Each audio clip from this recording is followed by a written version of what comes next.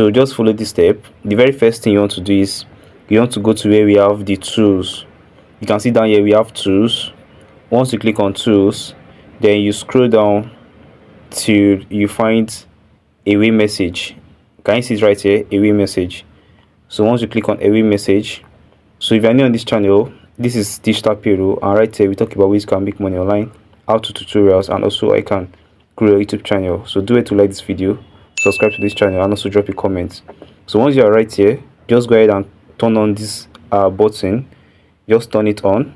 So once you turn it on, over here you see we have away message. So right here you can customize this and write a custom message for yourself. Once you are done writing what you want your customer to receive, once they come to your DM, then click on OK right here.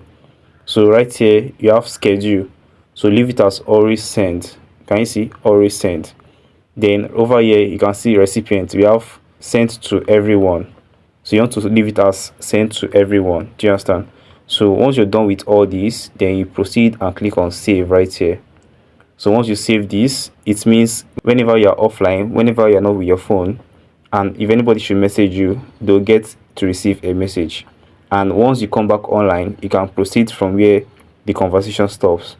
And that is basically how you go about setting an auto reply message on WhatsApp. If you got value, ensure you like this video, drop a comment, and also subscribe to this channel. I'll be seeing you guys in my next tutorial. Bye guys.